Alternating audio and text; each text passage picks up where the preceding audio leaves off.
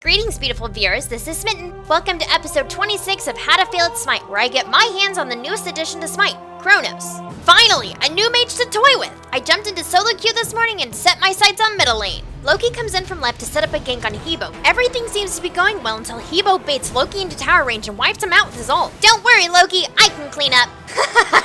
Nope. I have a hard time accepting failure, and so I pace around in front of his tower, frustrated at my lack of options. I'm too squishy to tower dive, and so I wait for my minions to take the heat. And as soon as they do, I move in. I get so excited about executing my plan that I completely forgot that Hebo hurts. After missing with my one again, I finally decide to retreat. Hey Hebo, where are you going? Oh, you think you're gonna cut me off? This'll get me out of here. Wait, where was I 8 seconds ago? Crap! And so, instead of running into the left jungle where I would have more time to get away, I decided that if I'm going to die in mid-retreat, I should have the dignity to die in my own lane.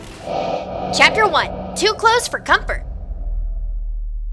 15 minutes into the game and we're doing pretty well. We're up by 4,000 gold, we have 2 of their towers down without losing any of our own, and we have 6 more kills. Neith and I take advantage of an undefended tower in middle and start taking it out. Where are they? Just when I start to think that this will be a free tower, Baby Slayer uses his ult to cover the approach of his teammates. Odin locks me in with Hebo's ult when I do the unthinkable. I used my ult.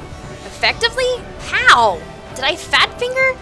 Is that possible? I don't waste any time pondering on the mysteries and start my retreat. Neith, help me! Do something! While I'm running away, Neith uses her ult to buy me some time, but the sound of Loki's vanish forces me to turn around. Is he crazy? Hebo takes him out and Odin jumps in, only to be stunned by Neith, who once again saves my arms from certain death. We both think about engaging on the out of position Odin, but once I see Hebo, nope, not gonna happen.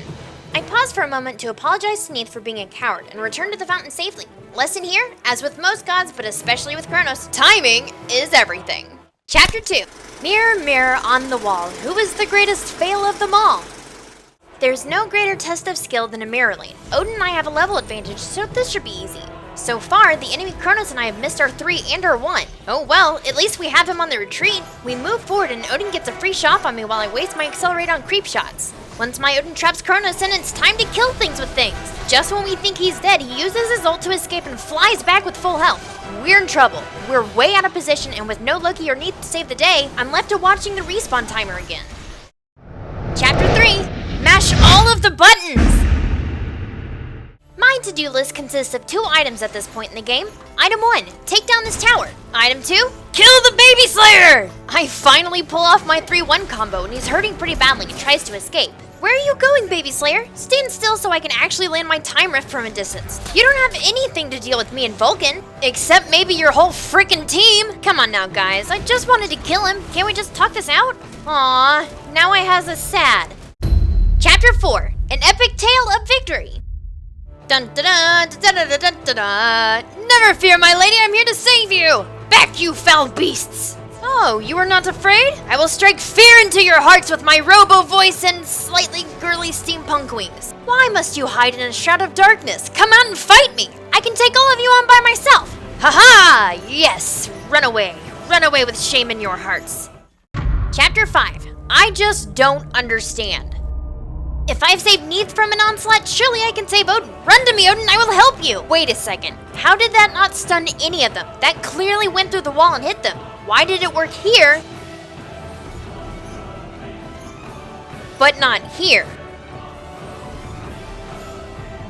I'm not really sure if this is a bug or if I'm unable to see why this stun didn't happen. I mean, I didn't die in this endeavor, but I could have saved Odin because their whole team was grouped up perfectly for that ability. What do you guys think? Have you had any problems similar to this? Or am I crazy? Chapter 6, Tit for Tat. Alright, I'm feeling pretty good. Got my red buff, my team is nearby, and we're pushing into their base. Come here, Odin! I'm ready to fight you! Dish out a little bit of that lovin' you showed me earlier. Here, I will lead you out of your base to show you where I will bury your bones. Right about here looks good. Now, commence the face rolling. Pew, pew, pew, pew, pew, pew. Gotcha. Oop, forgot about Baby Slayer. Get off me. Get off me. Almost there. Ugh. I guess you could call him a time killer. A few moments later, our fire minions swarmed the man-bull and took him down for the win. A good game to my opponents and a good game and well played to my teammates. This has to be the first Veil video I have done on a brand new god where I didn't go 1-12. This gives me a happy. The fact that I didn't go 1-12 with Chronos means one of 2 things. Either I'm getting better or Chronos has ridiculous survivability, and I don't know about you, but I'm taking bets on the latter. As you can probably tell, I didn't understand his passive at all, and therefore wasted a lot of his potential and ignored a huge chunk of his kit. In the end though, I always love mages, and I think that Chronos is an intriguing addition to the game, and I can't wait to see what people do with them. As far as items go, the way you start Chronos is dependent on what you want to do with them. Chronos functions well in mid lane, but can handle jungling surprisingly well. I may even do a video on it. I think he might be able to handle it, but I'd have to do some testing first. Tell me what you guys think of his laning potential in the comments below. I'll leave the jungling to another guide, so go on with this build if you plan on having him in a lane. If you'd like, you can start off with Vampiric Shroud if you have a more cautious playstyle. This isn't for the in-lane sustain like it is for other mages. The 75% mana refund on section 2 of his passive serves that purpose. It's to help make up for how squishy he is by giving him that 100 extra health along with the additional magical power. Next up, grab Shoes of Focus for the cooldown reduction that he is oh so dependent upon. These boots along with the cooldown reduction buff are all the reduction you need, as the CDR items will really hurt your damage in the mid and late game. After you've got your running shoes, pick up Voidstone for the penetration and magical protections, as you're most certainly mid lane. Once that's out of the way, head straight into Bancroft's talent, which offers up a whopping 100 magical power and boosts his lifesteal, which works on his basic attack as well as his abilities and synergizes with section 1 of his passive. Beyond that, for each % of health you're missing, you gain 1 magical power, which is nice when you can be at low health and then ult back to full. Next on your shopping list is Demonic Grip. Wait, why so late you ask? Easy. Demonic Grip and his second ability, Accelerate for that matter, are only truly effective on Chronos when you have other items to back them up. At this point in the build, the additional attack speed and penetration now have some serious bite behind them, and increase your survivability thanks to all that juicy lifesteal you now have. Follow Demonic Grip up with Brought to Hoodie for obvious reasons, and then weigh your options on the last item. Sell off Vampiric Shroud if you haven't already, and pick up Gem of Isolation if your team is low on crowd control. Gem of Isolation works well on Chronos because the 2 abilities he has that can apply it both have short cooldowns of 5 and 12 seconds respectively.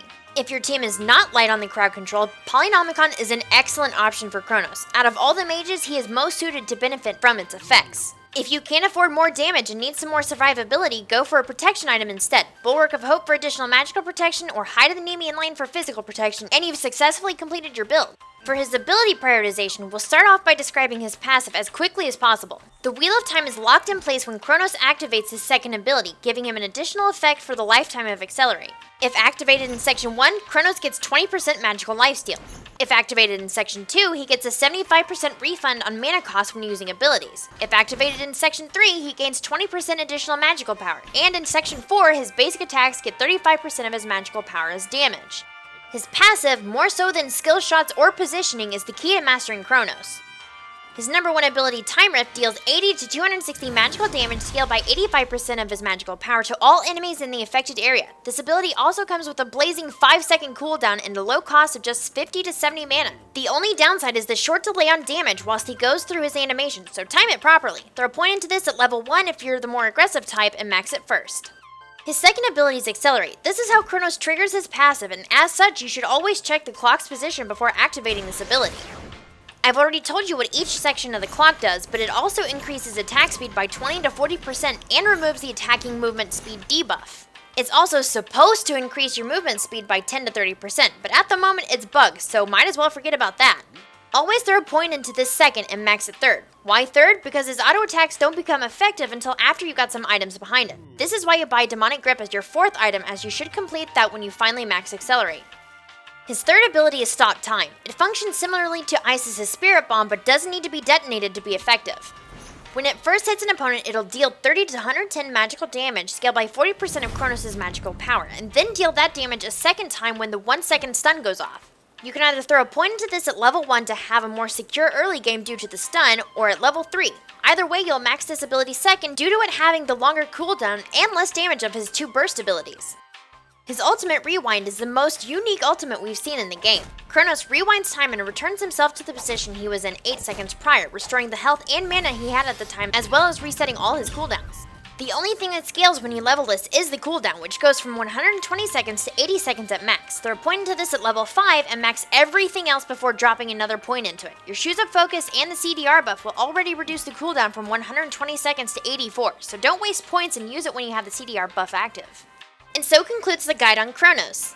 If we tickled your fancy, make sure to rate and subscribe for upcoming videos. You can also come hang out with us on Facebook and Twitter, and don't forget to follow us on Twitch to see us streaming live. Links in the description. Feel free to leave your suggestions on how to play this god, as well as any feedback you may have for us in the comment section below. Thanks for watching, I'm Smitten, and I'll see you next time.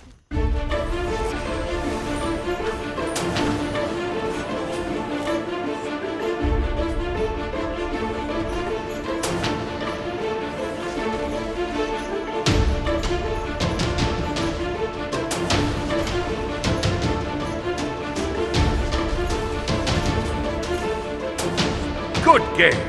Bye.